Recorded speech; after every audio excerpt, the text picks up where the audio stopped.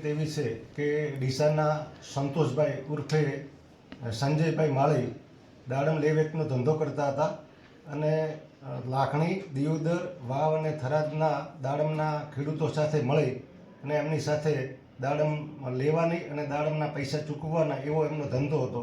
બનાવના દિવસે ડીસાથી 30 લાખ રૂપિયા લઈ અને દાડમ લેવા માટે અને ખેડૂતોને પૈસા ચૂકવવા માટે નીકળેલા.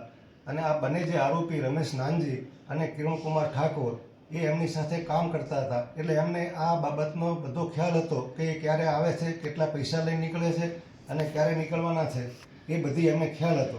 એટલે જ્યારે એ દિવસે નીકળ્યા એ દિવસે લાખણી અને છેલ્લે ધ્રાંડવ, દિયોદર તાલુકાના ધ્રાંડવ ગામે ગયેલા અને ધ્રાંડવથી એમના પછી રાત્રે 9 વાગ્યા પછી આ સંતોષકુમારનો કોન્ટેક્ટ થયેલો નહીં.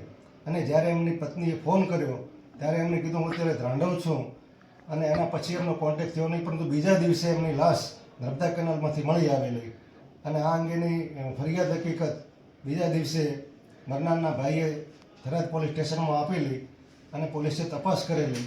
મરનારની ગાડી રાધનપુર 4 રસ્તા પાસેથી મળી આવેલી અને એના પછી એ લોકો પૈસા લઈને રહ્યા ગયેલા એની પણ જે સાયંગિક પુરાવો મળી આવેલો અને પૈસા એમણે 6,93,000 જે જગ્યાએ રાખી મૂક્યા હતા, સંતાડેલા હતા, એ પૈસાની પણ રિકવરી કરવામાં આવેલી.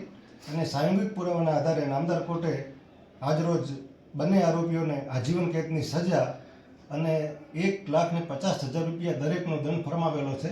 દંડ જો ભરે તો તે પૈકી 2 લાખ રૂપિયા મરનારની પત્ની અને બાળકોને સોંપવાનો નામદાર કોર્ટે હુકમ ફરમાવેલો છે.